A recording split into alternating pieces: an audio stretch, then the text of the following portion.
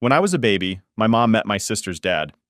He was very clear with her from the start that I wouldn't be important to him because I was someone else's child. My mom was fine with that, and it seems like they moved in together just a few weeks after they started dating.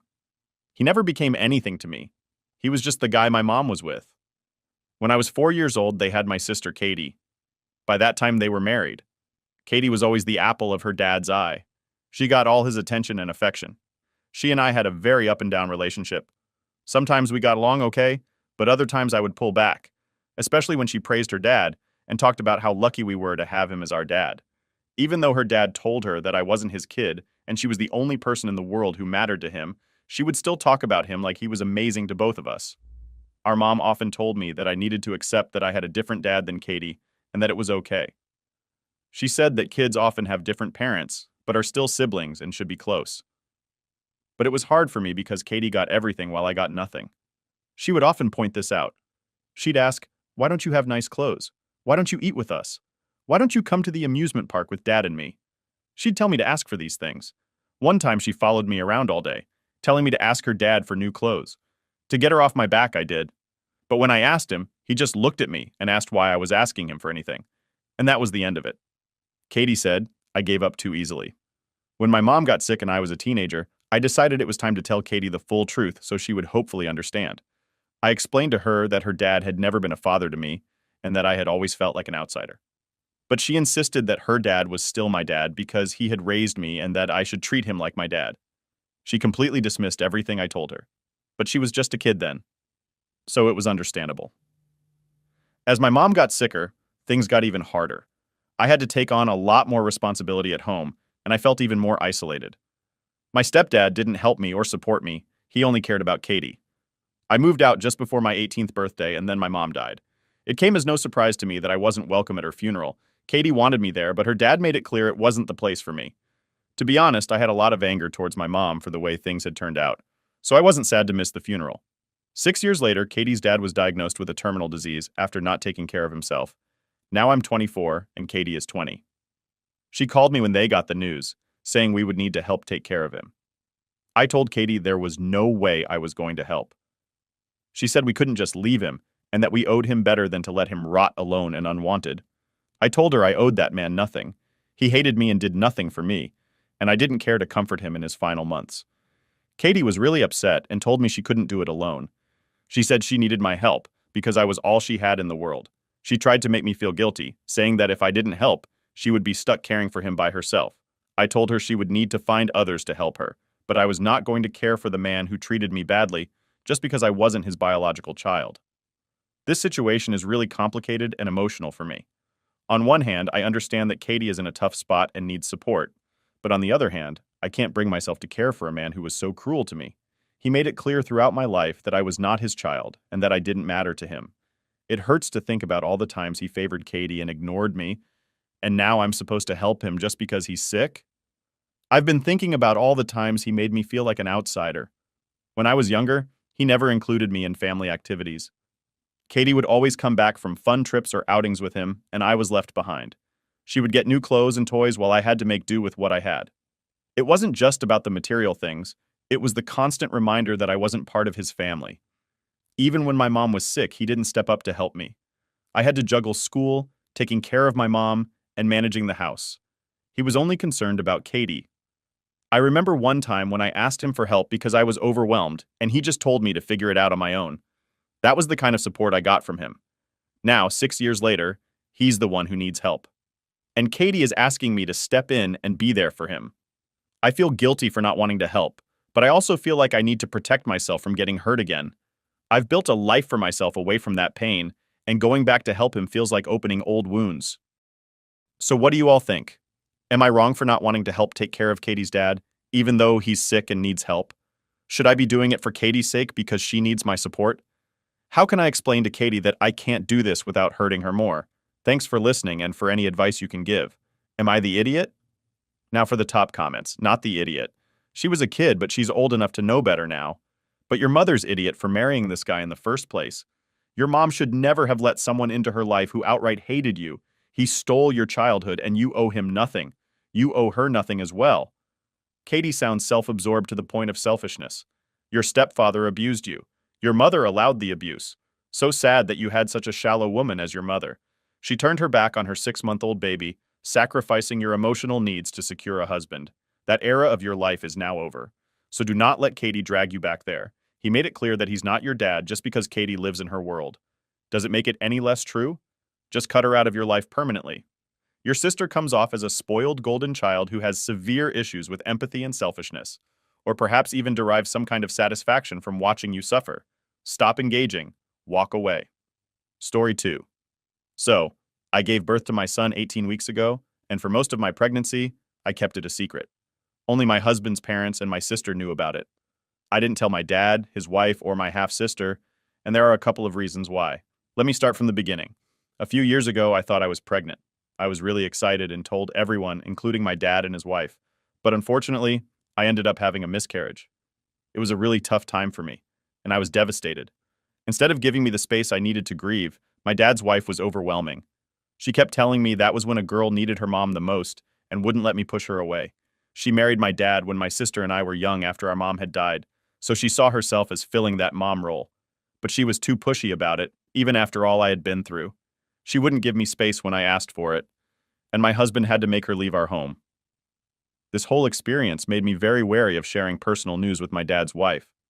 I felt like she didn't respect my boundaries and tried to force a relationship that I wasn't comfortable with.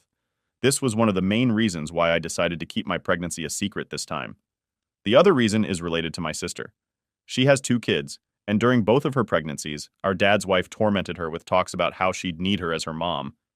She kept saying how my sister needed her support during pregnancy, and how becoming a mom would make her appreciate her in a new way. My sister actually grew to despise her because of this. Neither of us were ever big fans of hers, but her behavior made my sister really dislike her. She even told my sister she was being dramatic when she said she missed our mom. My stepmom said pregnancy makes women irrational, and there's no reason to miss a ghost. Because of all this, my sister doesn't allow our dad's wife to be known as grandma to her kids. This history made me decide to keep quiet when I got pregnant. I don't live close to my dad anymore, so it was easier to stay away. I knew keeping it a secret would hurt their feelings, but I honestly didn't have it in me to care. Throughout my pregnancy, I managed to keep it a secret from them. It wasn't easy, but I felt it was the best way to avoid the stress and drama that would come with their involvement. My husband and I prepared for our baby quietly and enjoyed the experience without any interference. When I finally had my baby and they found out, my dad was furious. His wife and my half-sister sent me messages saying I was cruel and unfair for not telling them. They said I robbed them of the excitement and tainted the whole experience. They also mentioned that my dad's wife becoming a grandma for the 3rd time was important, especially since her other grandkids will never call her grandma. They think I was selfish for taking that joy away from her. My dad's wife sent me a long message saying how hurt she was that I didn't include her in this important part of my life. She said she had always tried to be a mother to me and couldn't understand why I would shut her out. She went on about how she missed out on the excitement of the pregnancy and the joy of waiting for a new baby in the family. My half-sister also chimed in, saying that it was unfair to keep such a big secret from the family.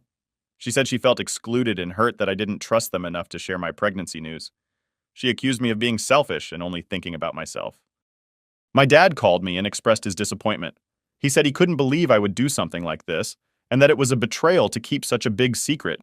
He said that family is important, and that I should have shared the news, regardless of past issues. I tried to explain my reasons to them, but they wouldn't listen. They were too caught up in their own feelings of hurt and betrayal to understand why I made the decision I did. I told them about my past experience with my dad's wife and how overwhelming she was during my miscarriage. I also mentioned how she treated my sister during her pregnancies and how that made me wary of sharing my news. But they just kept saying that I should have given her a chance, that things might have been different this time. They said I robbed her of the opportunity to be a part of my pregnancy and to bond with her new grandchild. This whole situation has made me feel really conflicted. On one hand, I feel justified in my decision to keep my pregnancy a secret. I needed to protect my mental health and ensure a stress-free pregnancy. On the other hand, I feel guilty for causing so much hurt and disappointment in my family. I've been thinking a lot about what happened and whether I could have handled things differently. Maybe I should have set clearer boundaries and given my dad's wife another chance. But at the time, I felt that keeping the secret was the best way to protect myself and my baby. So what do you all think? Was I wrong for keeping my pregnancy a secret from them? Should I have handled things differently? How can I make things right with my family now? Thanks for listening and for any advice you can give. So am I the idiot? Now for the top comments. Nope, not the idiot at all. Your stepmother sounds smothering. You did the best for yourself, your husband and your child. Your pregnancy and birth were never about them. You cannot force love or close connections with people. They'll either mesh well together or they don't.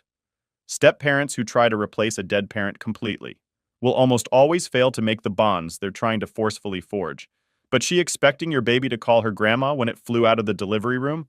This woman is not your stepmother. She's merely your dad's second wife. It sounds like they need an intervention to make it clear that their fantasy is not real and will never happen. They're still upset because they believe in their version of the family fantasy and thus think they're being treated unkindly. The only way you will ever get them to back off is to get them to accept reality. As it stands, you're doing the right thing to protect your family and keep the boundary. Congrats on the new bub, sending you lots of contented baby vibes. Story 3. So my husband's sister moved in with us after a huge argument with her partner about their baby's name. She's 7 months pregnant, and she's known to be very picky about food. She refuses to eat what we normally cook. The problem is, she only eats her favorite foods, which I can't eat because I'm allergic to them. Yay, allergies. So every day at dinner, I have to figure out what to eat since she only eats the food I'm allergic to. Let's go back to how this all started. My sister-in-law and her partner had a big fight over what to name their baby, and things got so heated that she decided to leave and stay with us for a while.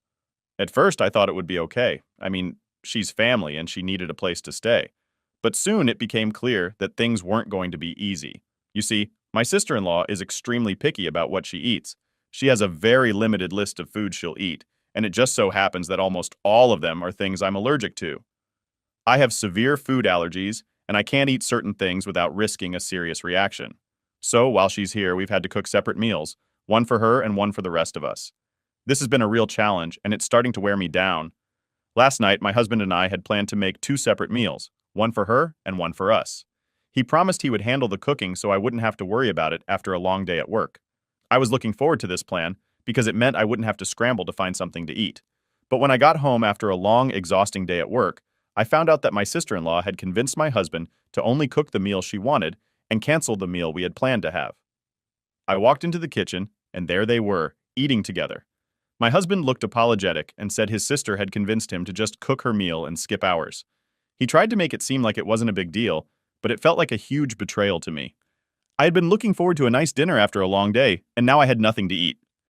Trying to keep my cool, I said it was fine and decided to order some food from a restaurant.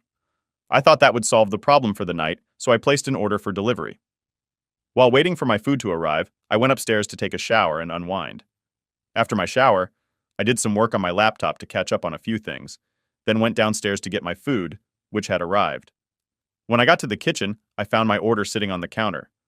But when I opened the box, I saw that most of the food was gone. Someone had eaten the majority of it, leaving only a small portion of rice and some dressings. I was in shock. I turned around and saw my sister-in-law standing there. She told me she had woken up hungry and couldn't resist the smell of the food, so she ate it. I couldn't believe what I was hearing. I lost it and yelled at her, asking why she did that. But she just shrugged and said she had saved me some, which wasn't true at all. There was barely anything left. We started arguing, and I told her I couldn't take this anymore. I told her to pack her stuff and leave first thing in the morning. She started crying, and my husband got involved. He defended her repeatedly, saying that she was pregnant and eating for 2. He suggested I should just make myself something quick from the fridge and let it go. But I was so upset and frustrated that I refused, and a bigger argument ensued. Here's why this situation is so complicated and stressful for me. My sister-in-law has been really difficult to live with. She's very picky about food, and it feels like she expects everyone to cater to her needs without considering anyone else. I understand that she's pregnant and has cravings, but I have allergies that I can't ignore. It's not fair that I have to miss out on meals just because she doesn't like what we usually eat. I thought my husband understood this, but it seems like he's more focused on keeping his sister happy. I was really upset when I came home and found out he didn't make our meal as planned. It felt like he was putting his sister's needs above mine, and that really hurt. Then, when I found out she had eaten my takeout food, it was just too much. I was tired, hungry, and frustrated, and her actions felt like the last straw. I know she's pregnant and has cravings, but eating someone else's food without asking is just rude, especially when she knows I have limited options because of my allergies. My husband defending her and suggesting I just make something from the fridge made me feel like my feelings didn't matter. I tried to talk to my husband about how I was feeling, but he kept insisting that his sister didn't mean any harm, and that I should be more understanding because she's pregnant. He told me that it's just a temporary situation and things will go back to normal once she has the baby and moves back home. But that doesn't make the current situation any easier to deal with. It's not just about the food either. Living with my sister-in-law has affected our whole household. She's very demanding and expects everyone to cater to her needs. She doesn't help out around the house, and she always wants things done her way. It's exhausting, and it's causing a lot of tension between my husband and me. I feel like I'm being asked to put up with a lot and make all the sacrifices while she gets everything she wants. It's not fair, and it's making me feel resentful. I love my husband, but this situation is really straining our relationship. I don't know how much more I can take. So, what do you all think? Was I wrong for getting upset and telling my sister-in-law to leave? Should I have handled the situation differently? How can I get through this without causing more tension in my marriage? Thanks for listening and for any advice you can give. Am I the idiot for kicking her out over this? Now for the top comments. Not the idiot. And you don't have a sister-in-law problem. You have a husband problem. Don't get me wrong.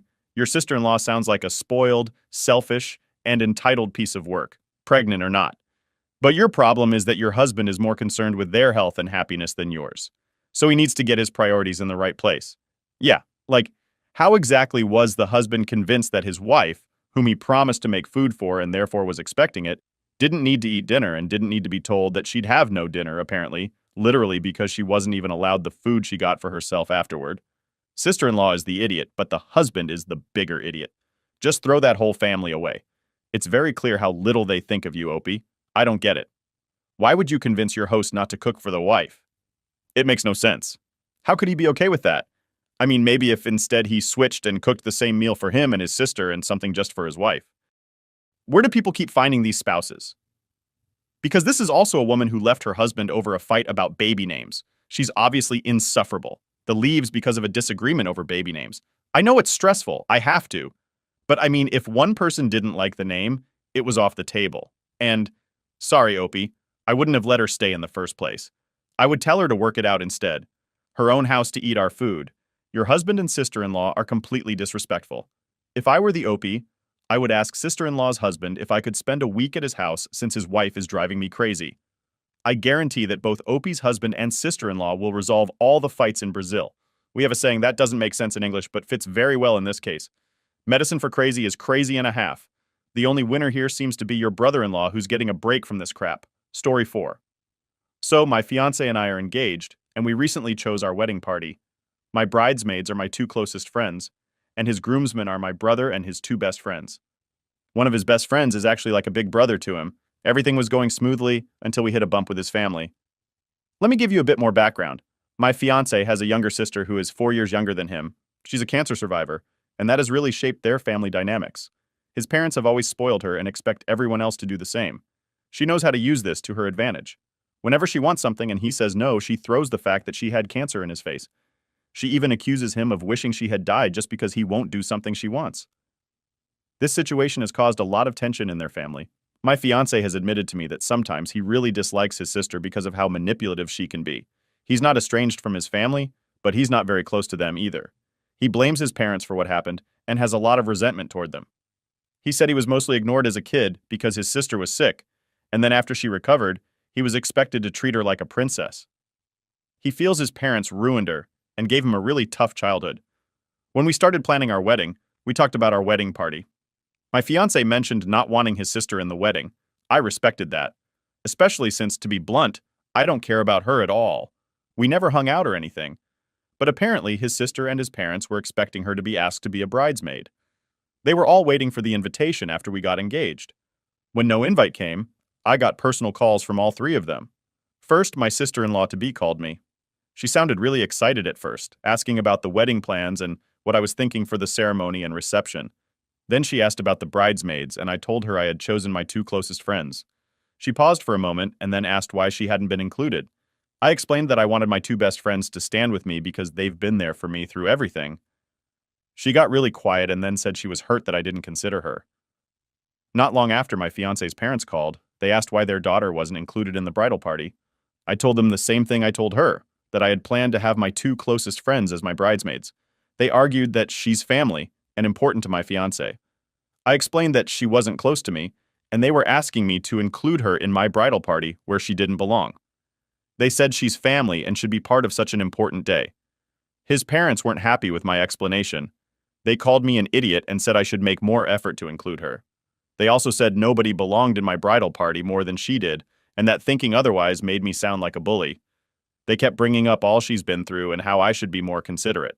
They said I was being selfish and not thinking about family. This situation is really stressing me out. My fiancé supports my decision, but his family is making me feel guilty about it.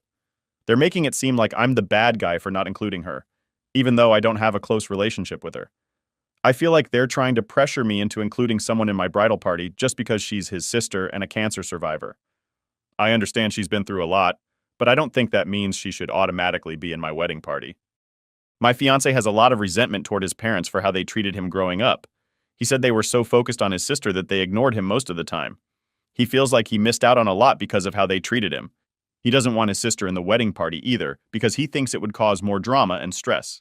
I've tried to explain this to his family, but they don't seem to understand. They keep saying that family is important and that I should include her to keep the peace. But I don't think it's fair to ask me to include someone in my bridal party who I'm not close to and who my fiancé doesn't want there. This whole situation has made me feel really conflicted. On one hand, I want to make my fiancé happy and have the wedding we both want. On the other hand, I don't want to cause more tension with his family. I feel like I'm stuck in the middle and don't know what to do. So, what do you all think? Am I wrong for not wanting to include my fiancé's sister in the wedding party? Should I just go along with it to keep the peace? How can I handle this situation without causing more tension in my marriage? Thanks for listening and for any advice you can give. Am I the idiot? Now for the top comments, not the idiot. But your fiancé needs to stand up and say, actually, I don't want her in the bridal party either. Both of you are allowed to specify who you want alongside you on the day, but it's not fair that you get all the blame when this is a joint decision between you, this right here. And it demands to be in a bridal party. This seems a bit entitled. The parents are way out of line here, and your fiancé should assist you in putting a stop to it. And I would consider going loser, no contact with these people. I can only imagine how they try to take control and twist it to suit his little sister. If you and your fiancé had a child, she had cancer. So you should give her your baby. OP, they all need to be put on an info diet regarding the wedding so she doesn't turn up in the same colors as your bridesmaids or white dress because not going to lie. She sounds like the type to do it to get some attention. Let your fiancé handle this family. It needs to come from him. Story 5. So, I'm a 27-year-old woman, and up until last week, I was living with my parents. I have a dog that I absolutely love. She's been my best friend ever since I graduated from university. I'm not very social and prefer her company to most people I know. I've had boyfriends and even a short relationship that ended on good terms. But honestly, I'm just not interested in much beyond my work and my dog. My parents think this is a problem, but I don't. Living at home has been a mixed experience for me. On the one hand, I get along well with my dad, and my brother is still in high school, so he's always busy with schoolwork and friends. But on the other hand, my mom and I have a very strained relationship. She has very strong opinions about how I should live my life, and she's never been shy about sharing them. I also have a younger brother who lives with us. He's still in high school and doesn't pay rent. I, on the other hand, pay about 50% of all the household expenses, including groceries. It's roughly the same as the cost of rent.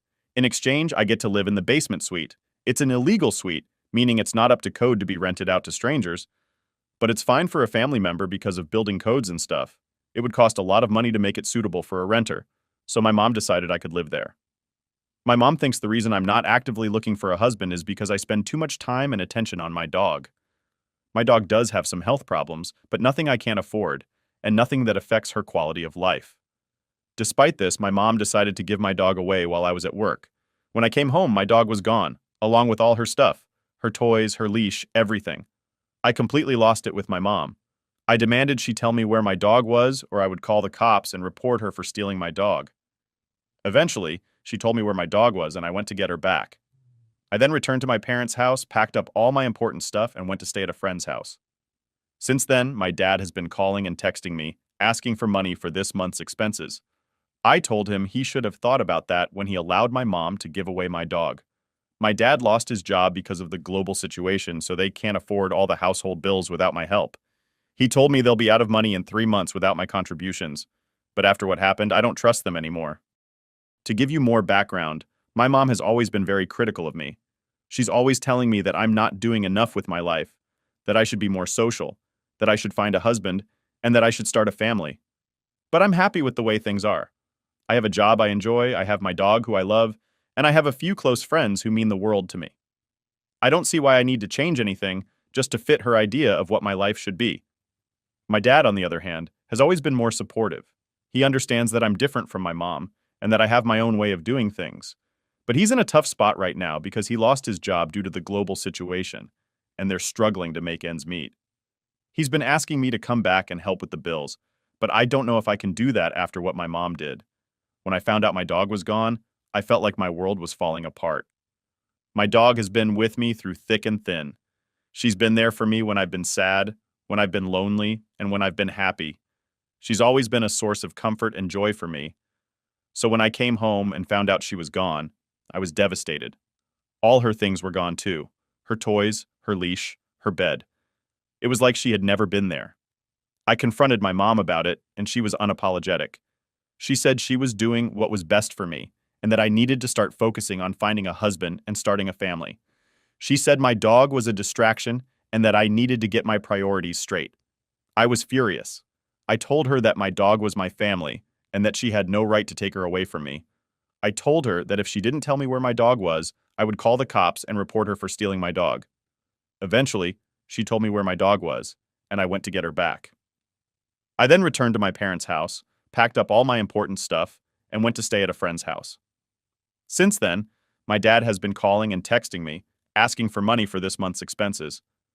I told him he should have thought about that when he allowed my mom to give away my dog. My dad lost his job because of the global situation, so they can't afford all the household bills without my help. He told me they'll be out of money in 3 months without my contributions. But after what happened, I don't trust them anymore. Now my family thinks I'm an idiot for caring more about my dog than I do about them. They think I'm being selfish and that I should come back and help them out. So what do you all think? Was I wrong for leaving and not wanting to help my family anymore? Should I have handled things differently? Thanks for listening and for any advice you can give. Am I the idiot?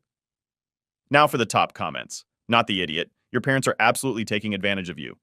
Were you paying half of everything and you were paying market rent when your basement suite wasn't even up to code? This is all so wrong for so many reasons, and that's before they dared to get rid of your dog.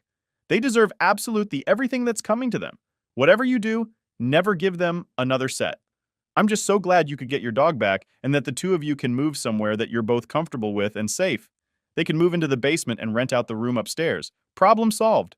Opie, you cannot live with people who steal from you and sit and live with people who try to control you. They only have themselves to blame for the current situation. They can all get off their butts and work, and you should find a place far from them and enjoy your life with your dog. Also, just thinking that if the mother's problem is that she's not looking for a husband, does she think that if she does get married, they're all going to live together in her house and continue paying? Or will she move out and continue paying them as if she were living there? They would have the same problem. Her idiot actions just precipitated it. Opie, you're nearly 30, and they still depends on you financially. They should have thought of that before alienating you and breaking your trust. It's not even about the dog. It's about being able to trust them again. My daughter left claiming her stepdad is the real man she deserves, as her father. Man, where do I even start with this? I guess I should go back to when things really fell apart. So, last year, Maria, my ex-wife, and I finalized our divorce. We had been together for, 16 years? Yeah, 16. Anyway, things hadn't been great for a while, but I always thought we could work through it. I mean, every couple has their problems, right? Turns out I was wrong. Real wrong. Maria was having what she called an emotional affair with this guy from work, Brian. And honestly, I'm not even sure what the hell that means. Like, it wasn't physical at first anyway. But she was out there telling this dude things she should have been talking to me about. You know, all the intimate stuff. Her feelings, frustrations, hopes, whatever. It's like she built a relationship with him while we were still married. I can't say I was shocked when she finally came clean about it, but it felt like I had been punched in the gut when she told me she wanted to be with him now. Anyway, we ended up splitting up, and the divorce went through pretty fast. I just wanted it to be over with. The only thing that kept me going was my daughter, Lily. She's 14 now, but back then I still felt like we had a bond, you know? We were always close, or at least I thought we were. She was my little girl, my buddy. But after the divorce, everything between us changed. At first, I tried to keep things normal between us. I didn't say a bad word about her mom. I didn't want to be that guy. I figured Lily didn't need to hear about all the drama and pain Maria had caused me. So I tried to be the good dad, kept giving her gifts, took her out to do fun stuff, and didn't make her choose sides. But nothing I did seemed to matter. Lily was cold toward me, real cold. It was like she wasn't even my kid anymore. Every time I saw her, it felt like she had built this wall between us. And let me tell you, there's nothing worse than realizing your own child doesn't want to be around you. I kept brushing it off at first, told myself, hey, she's just a teenager. She's going through her own stuff. Give her some time. But the more time passed, the worse it got.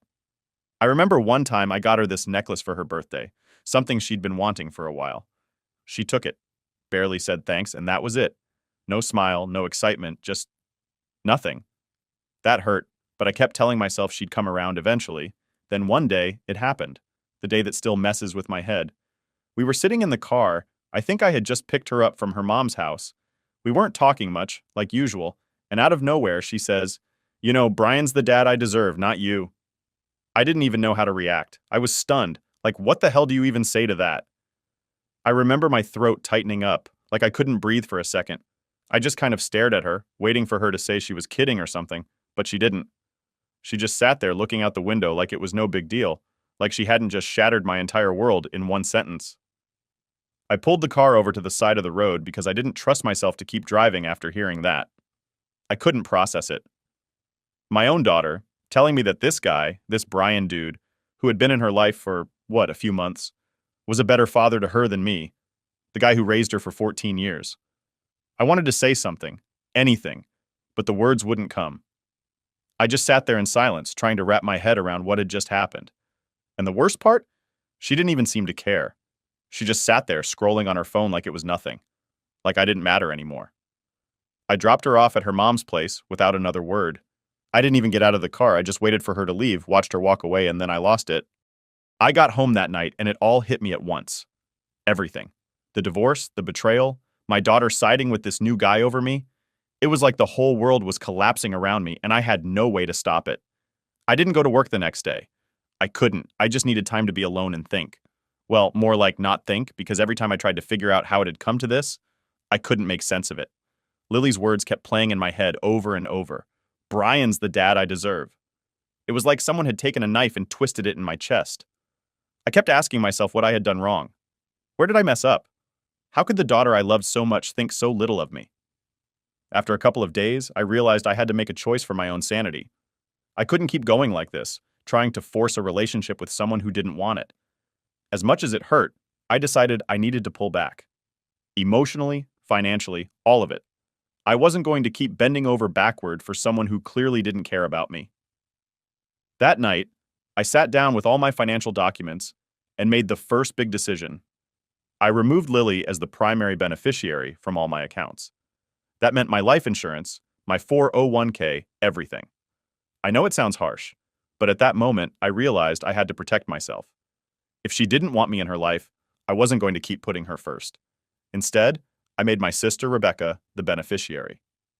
Rebecca was the only one who really understood what I was going through.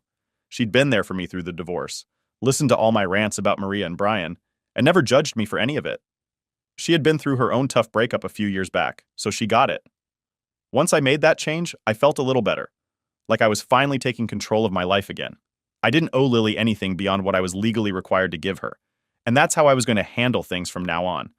Just do the bare minimum until she turned 18 and then, well, I don't know what happens after that, but at least I'd be free from all this pain. After that conversation with Lily, things in my life started to change real fast. It wasn't like I wanted them to, but I knew that if I kept holding on, I'd lose myself.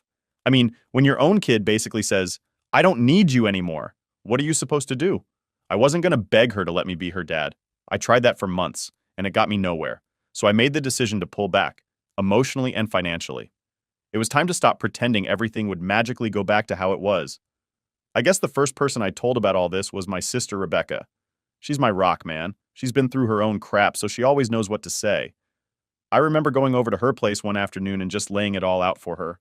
I told her about what Lily said, how she's been cold ever since the divorce, and how I'd had enough of it. Rebecca wasn't surprised. She had warned me months ago that Lily was getting too close to Brian and Maria. She'd seen it happen before, kids picking sides when their parents split, even when it didn't make sense. But hearing her say, I told you so, didn't make me feel any better. In fact, it kind of made me feel worse, like I should have seen it coming and done something different. Look, Rebecca said, You've done everything you could. You've been a great dad. But if she doesn't want to see that, that's on her. You can't keep chasing her around trying to fix it. You got to take care of yourself now." And that's when it really clicked for me. I realized I couldn't keep pouring myself into a relationship that wasn't there anymore. So I went home that night and started making some big changes. It wasn't easy, though. The first thing I did was sit down and go through my financials. I took Lily off as the beneficiary for everything: life insurance, savings, even the small emergency fund I had tucked away. I wasn't going to just hand over my hard-earned money to someone who saw me as replaceable. Instead, I added Rebecca as my primary beneficiary. She was the only one who had been there for me through everything, so it just made sense. I also started pulling money out of the college fund I had saved for Lily. This one was tough. I'd been saving for her education since she was born. Every paycheck I'd set a little aside, thinking one day it'd help her get into whatever college she wanted. But now I couldn't see a future where she even cared about going to school, let alone having me pay for it. So, yeah, I pulled the money out. Not all of it at once, but enough to take a couple of trips and do something for myself for a change. It wasn't all selfish, though. I used some of the money on Rebecca, too. She deserves it. We went on a 2-week trip to Europe, just me and her. We saw Paris, Rome, and Barcelona. It was exactly what I needed to clear my head. I know it probably sounds harsh, spending the money I had saved for Lily, but honestly it felt like I was reclaiming something that had been taken from me. When I got back from that trip, I felt different. Not exactly healed or anything, but more at peace with my decision. I wasn't sitting around waiting for Lily to change her mind about me. I was moving on. And to be honest, part of me thought maybe this distance would make her realize how much she was hurting me. Maybe, just maybe, she'd come around and apologize, or at least try to understand where I was coming from. But that never happened. Instead, I started hearing things from other people. My neighbor, for example, mentioned seeing Lily with Brian at some school event. He said she looked happier than he'd ever seen her. That stung a bit, but I wasn't surprised. Brian was doing all the things I couldn't, I guess. He was stepping into the dad role, whether I liked it or not. And it wasn't just at school. I started hearing about Brian taking her shopping, taking her to sports games, doing all the things I used to do with her. The more I heard, the more it confirmed that I'd made the right choice to step back. But even though I was moving on, I wasn't about to cut Lily off completely. I mean, I'm not heartless. I still paid child support, did all the legal stuff, and made sure she had what she needed. But the extra stuff? The emotional support, the gifts, the surprises? Nah, I was done with all that. I was done bending over backward to make her happy when she clearly didn't care about me. The strangest part was, Lily didn't even ask about the changes at first. I thought she'd notice right away that I wasn't sending her gifts anymore, or that I wasn't texting her to check in as much. But weeks went by and I didn't hear a word. I guess she was too busy with Brian and her mom to notice or care. It was like I had become a ghost in her life, and she didn't even realize it. But then, everything blew up. It was a Saturday evening when it happened. I was just sitting at home, catching up on some work when my phone buzzed. It was Lily. She wanted to come over and talk. I hadn't heard from her in weeks, so I figured maybe this was it. Maybe she was ready to have a real conversation. Maybe things could get better. But when she walked through the door, I could tell right away something was wrong. She had this look on her face, like she was angry but trying to hold it in. I didn't even get a chance to ask her what was going on before she dropped a bomb on me. "I know what you did," she said, her voice shaking with anger. I was confused. "What are you talking about?" I asked. "I know you took me off your accounts," she spat out. "And I know you've been spending the college fund. How could you do that to me? That money was for my future." I felt my stomach drop. I hadn't expected her to find out like this, especially not so soon. But there she was, standing in front of me, hurt and angry, demanding answers. I could have lied, made up some excuse, but what would that have accomplished? She deserved the truth, even if it hurt. "Yeah, I made some changes," I admitted. "But you need to understand, Lily. You told me Brian was the father you deserved. You made it clear you didn't want me in your life anymore." Her face turned red with frustration. "I never said I didn't want you. I was angry, but you're still my dad." I shook my head. "You didn't act like it, Lily. You pushed me away and I had to protect myself. I'm still here doing what I'm supposed to do, but I can't keep pretending like everything's fine when it's not." She didn't like that answer. She stormed out of the house, slamming the door behind her. And just like that, any hope I had of fixing things seemed to vanish. I sat there in the silence, wondering if I had made the right decision, but knowing deep down that I didn't really have a choice. Update 1. So after that last argument with Lily, things were pretty tense. I didn't hear from her for a while, and I wasn't exactly rushing to reach out either. Honestly, I was tired. Tired of the back and forth, tired of trying to fix things that just couldn't be fixed. But that didn't mean I was prepared for what happened next. A few months went by, and I'm thinking, maybe this distance is what we both need. Maybe some time apart will help us figure things out. I'm focusing on work, seeing my sister Rebecca more, trying to get my life back together. I wasn't expecting to hear anything from Lily. Then one evening, out of nowhere, she shows up at my door. I should have known something was up just from the way she was standing there, arms crossed, with that look on her face like she was ready for a fight. I barely got the door open before she was already inside, pacing back and forth in my living room like she owned the place. "All right, what's going on?" I asked, shutting the door behind her. She spun around and glared at me. "You know exactly what's going on. Why did you do it?" Now I'm still trying to figure out what she's talking about, but it didn't take long for her to spill it. "You took me off everything," she said, her voice shaking with anger. "The accounts, the college fund, everything." "What the hell, Dad?" I won't lie, that stung. Even though I knew she had distanced herself from me, hearing her call me Dad in that moment hit different. Like, after all this time of pushing me away, now she wants to pull the dad card? But I kept my cool. I knew this conversation was coming eventually. "Yeah, I made some changes," I said calmly. "You said Brian was the dad you deserved. You made it clear you didn't need me in your life anymore." She rolled her eyes. "Oh, stop. I was mad. I didn't mean that. But this is a whole other level. You're taking away my future."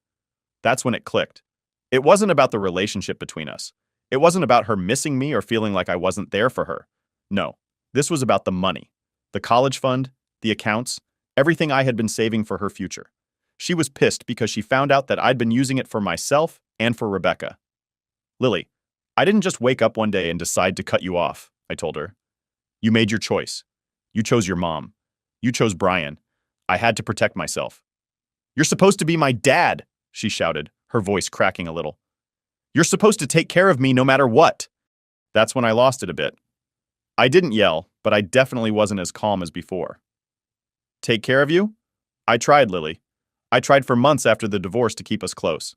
I never badmouthed your mom. I never said a single bad thing about Brian, even though he was the reason your mom and I split up. I was there, trying to be the dad you say I'm supposed to be, and what did I get for it? Nothing. You pushed me away at every turn. You acted like I didn't exist. So yeah, I made changes. I had to look out for myself because no one else was." She looked shocked, like she wasn't expecting me to push back. I guess she thought I'd just roll over and apologize, but that wasn't happening this time. I was done with that. "I didn't push you away," she yelled back, but there was less fire in her voice now. I was just trying to figure things out." "Figure things out?" I shook my head. "You didn't even give me a chance, Lily. You chose Brian the second you found out about him. You didn't just side with your mom. You erased me from your life." We both stood there, the silence filling the room. I could tell she was trying to process what I was saying, but I wasn't sure if she was really getting it. I mean, how do you explain to your own kid that they hurt you so much that you had to cut them off just to keep your sanity? Eventually, she sat down on the couch, looking more defeated than angry now. "So that's it? You're just done with me?" I sighed and sat down across from her. "I'm not done with you, Lily. You're my daughter, and I'll always love you. But I can't keep putting myself in a position where I'm constantly being hurt. I'm still here, doing what I have to do, but I'm not going to pretend like everything's fine when it's not." She stared at the floor, not saying anything for a while. Then she finally looked up at me. "What if I want things to go back to the way they were?" That question hit hard. I wanted to say yes, that I'd do anything to fix things. But the truth is, too much had changed. There was no going back to how things were before the divorce, before Brian, before all of this.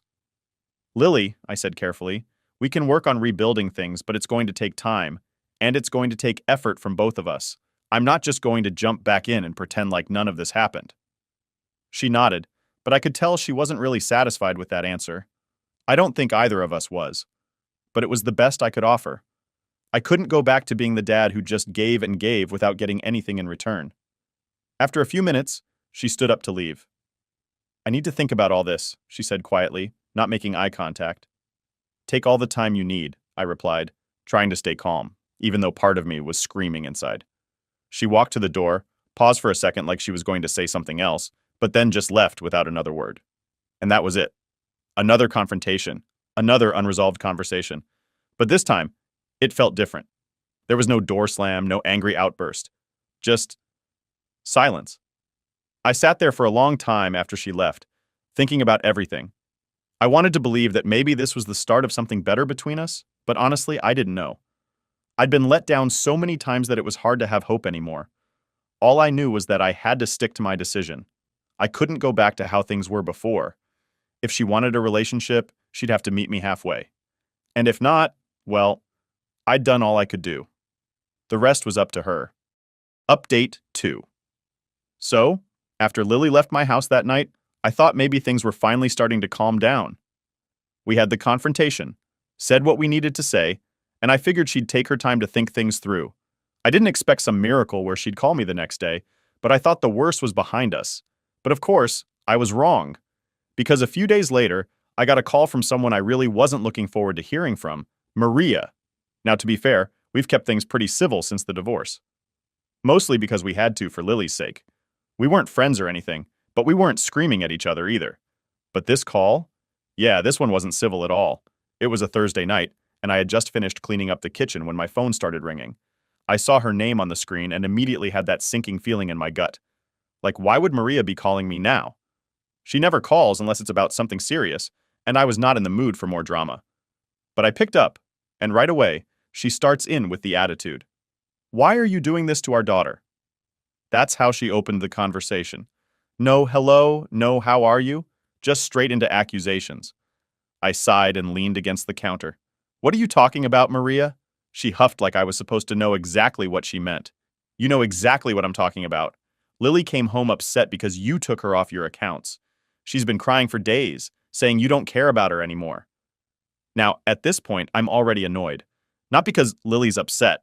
I mean, I get why she's hurt, but because Maria's acting like I'm some kind of villain here. Like I just woke up one day and decided to hurt my daughter for fun. Maria, I said, trying to keep my voice calm, I made those changes because Lily made it clear she didn't want me in her life. She's been pushing me away for months. What was I supposed to do? Just keep pretending like everything's fine? She cut me off before I could even finish. You're supposed to be her father. You don't just get to cut her off like that. She's your child. And there it was. The guilt trip. I knew it was coming, but it still hit hard. Because yeah, Lily is my child, and yeah, I still love her. But that doesn't change the fact that she's been treating me like garbage for the better part of a year. I am her father, I replied, trying not to raise my voice. But being her father doesn't mean I have to keep giving and giving while she treats me like I don't exist. I've done my part, Maria. I've tried to keep a relationship with her, and she shut me out. This isn't about the money. This is about me protecting myself. There was a long pause on her end. I could hear her breathing, probably trying to figure out what to say next. But instead of calming down, she came back even angrier. Protect yourself? She snapped. What are you talking about? She's 14, for God's sake. She's confused, and you're punishing her for it. You're supposed to be the adult here, not the one making her feel worse. Now, I don't know what it is about people saying, you're supposed to be the adult, but it always sets me off. It's like they're saying I'm not allowed to have feelings because I'm the dad. Like I'm just supposed to take whatever crap gets thrown at me because that's what adults do. I have been the adult, Maria, I shot back. I've been trying to be there for Lily since the divorce, and what has she done? She told me Brian was the dad she deserved. She told me she didn't need me anymore. How am I supposed to keep pretending that doesn't hurt? She didn't answer that. Instead, she went for a different angle. This is all because of Brian, isn't it? You're jealous that she's close to him, and now you're punishing her for it. That one made me laugh. Not because it was funny, but because it was so predictable. Of course, she thought this was about Brian. In her mind, everything had to come back to him. I was just the bitter ex-husband, jealous that the guy she cheated on me with was now playing dad to my daughter. This has nothing to do with Brian, I said firmly. This is about me and Lily. It's about how she's treated me ever since you brought him into her life. I'm not punishing her. I'm doing what I need to do for my own sanity. She sighed, and I could tell she was getting frustrated. Lily's hurting right now. She's a kid, and she doesn't know how to handle all of this. And you're just making things worse. She thinks you don't love her anymore. That one stung. Not because I thought it was true, but because it showed how much damage had been done. I do love Lily. I always have. But how do you show love to someone who doesn't want it? How do you keep reaching out when every time you try, they slap your hand away? That's not true, I said quietly. I've never stopped loving her. But I can't keep letting her hurt me either. I have to draw a line somewhere. Maria was silent for a minute, and I thought maybe, just maybe, she was starting to understand. But then she said the thing I was dreading. If you don't fix this, you're going to lose her forever. I could feel my chest tighten. Because that was my biggest fear, even if I didn't want to admit it, losing Lily for good. But I also knew that I couldn't just roll over and do whatever it took to make her happy. That's not how relationships work. I don't want to lose her, I said, my voice low, but she has to meet me halfway. I can't be the only one trying here. Maria sighed again, but this time it sounded less angry and more tired. I just don't want to see her hurt anymore. She's been through enough. And there it was. The part of me that understood. I didn't want to see Lily hurt either. But at the same time, I couldn't ignore how much she had hurt me. It wasn't fair for Maria to act like Lily was the only one struggling here. I get it, I said. But you've got to understand my side of this too. I'm doing what I think is best for both of us. I'm still here for her, but I can't keep pretending like nothing's wrong. There was a long pause before Maria finally spoke again. All right, I'll talk to her. But you need to be ready to fix this when she's ready to talk. I wasn't sure what fixing this would even look like, but I agreed.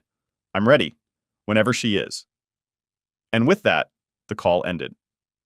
I stood there for a while, just staring at my phone, wondering if I had made the right choice.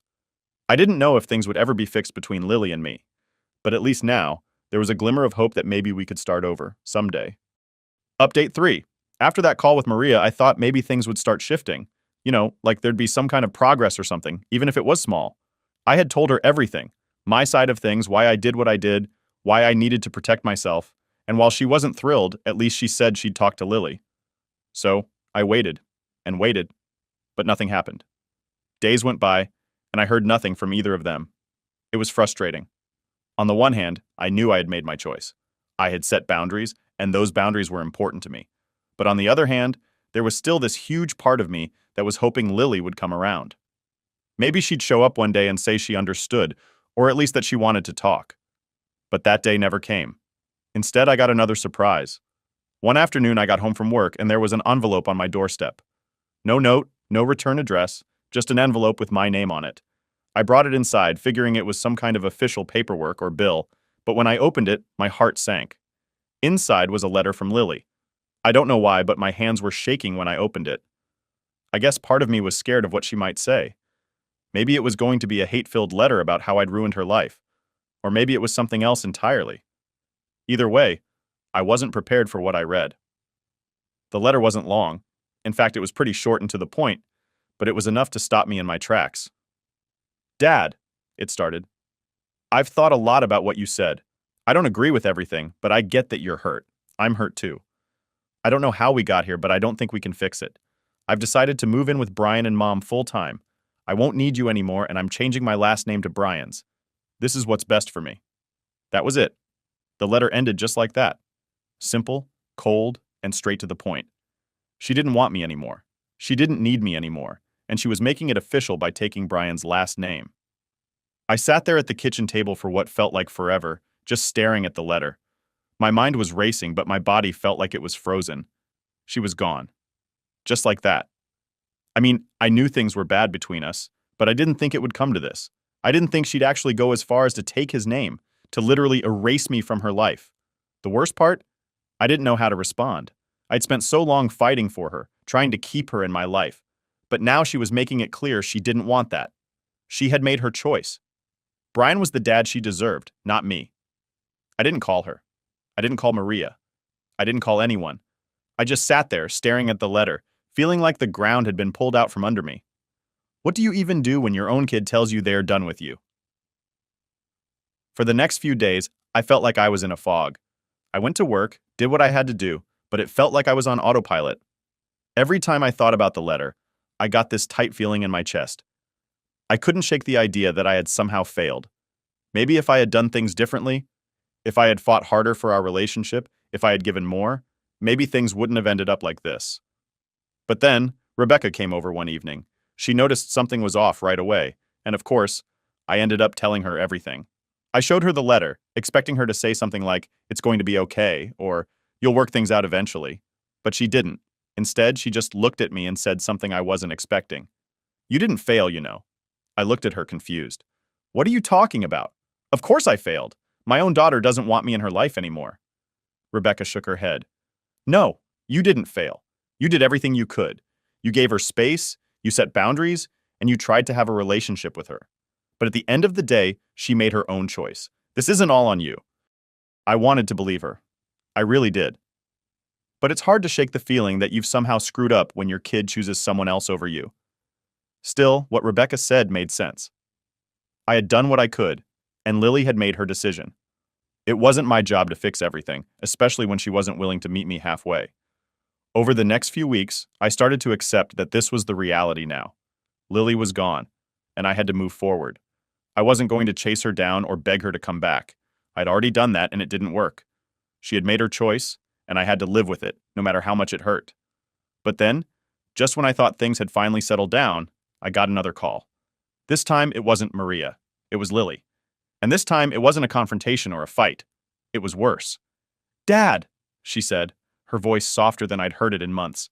I need help." Those words hit me like a ton of bricks.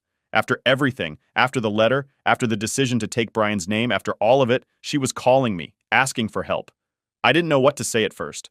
Part of me wanted to shut her out, just like she had done to me. Part of me wanted to tell her she had made her choice, and now she had to live with it. But the other part of me, the part that's still her dad, no matter what, knew I couldn't do that. "What's going on, Lily?" I asked, my voice a little shaky. There was a long pause before she finally spoke. "It's Brian. He's not who I thought he was. I don't know what to do." And just like that, everything changed again. The guy she had chosen over me, the guy who was supposed to be the father she deserved, suddenly, he wasn't the hero anymore. Suddenly, she needed me again. I don't know what's going to happen next. I don't know if we can ever go back to how things were. But for the first time in months, I felt like there was a tiny sliver of hope. Maybe, just maybe, this was the start of something new. Maybe we could finally start to fix things. But this time, I wasn't going to be the one doing all the fixing. If Lily wanted me back in her life, she was going to have to put in the effort too. So, after that call from Lily, my head was all over the place. I mean, it was the first time in what felt like forever that she actually reached out to me, needed me. But it wasn't exactly what I expected. She wasn't calling to fix things between us. She was calling because she needed help with Brian. And honestly, I wasn't sure how to feel about that. Part of me was relieved she reached out at all, but another part of me was still hurt. Was she only coming to me because things had gone wrong with Brian? I didn't get much detail from her on the phone. She just said Brian wasn't who she thought he was. I didn't push for answers right then. Instead, I told her we could talk in person. She agreed to come over the next day, and that gave me a night to sit and stew over what this was really about. The next morning, I was pacing around my house like a crazy person, waiting for her to show up. My mind kept going in circles, thinking about everything that had happened between us. I wasn't sure if this was the beginning of us fixing things or just another mess I'd have to deal with. Either way, I knew I had to be ready for whatever she was about to drop on me. When she finally got to the house, I could tell something was off right away. She looked different. Not just sad or upset, but kind of shaken. She wasn't her usual guarded, angry self. She sat down on the couch without saying much, and I sat across from her, waiting for her to start. She didn't look at me at first. Instead, she stared at her hands like she was trying to figure out how to say whatever was on her mind. Finally, she spoke, and when she did, her voice was quiet. "Brian's not who I thought he was. He's been lying to all of us." I tried to stay calm. "What do you mean? What's going on?" She took a deep breath, still not looking at me. "He's been hiding things from my mom and me. Money stuff, job stuff, just everything. I don't even know who he really is anymore." I didn't say anything right away. I just let her keep talking because honestly, I didn't want to make this about me. As much as I had been hurt by her choosing Brian over me, this wasn't the time to rub it in her face. She needed me to listen. Lily kept going, telling me how Brian had been lying about his finances for months, pretending like everything was fine when really he was in a lot of debt.